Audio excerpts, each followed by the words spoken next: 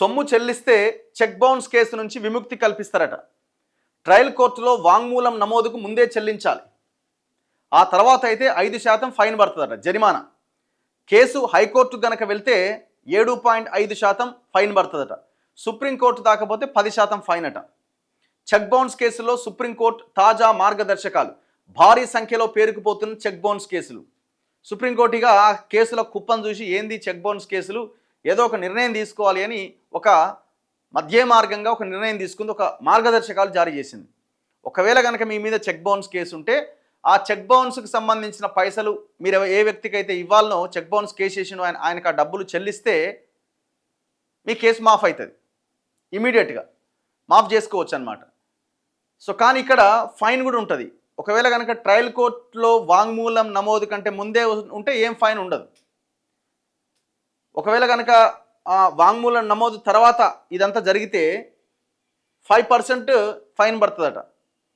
ఒకవేళ case high court దాకపోతే 7.5%, ఒకవేళ case supreme court దాకపోతే 10% fine దాని మీద, మీరు ఆ కట్టాల్సిన అమౌంట్ మీద.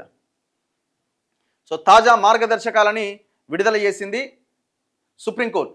చెక్ బౌన్స్ కేసులో నిందితులు తమ వాంగ్మూలం నమోదుకు ముందే ఆ చెక్కులోని మొత్తాన్ని చెల్లిస్తే ఎటువంటి జరిమానా విధించకుండా ట్రయల్ కోర్టు న్యాయాధికారి ఆ కేసు కొట్టేయొచ్చని సుప్రీంకోర్టు స్పష్టం చేసింది.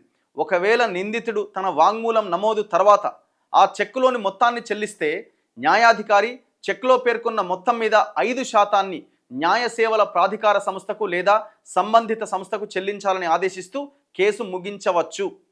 Check bounce case sessions court లేదా హైకోర్టు వరకు గనక వస్తే న్యాయమూర్తి చెక్లోని మొత్తం మీద అదనంగా 7.5% చెల్లింపునకు ఆదేశించవచ్చు.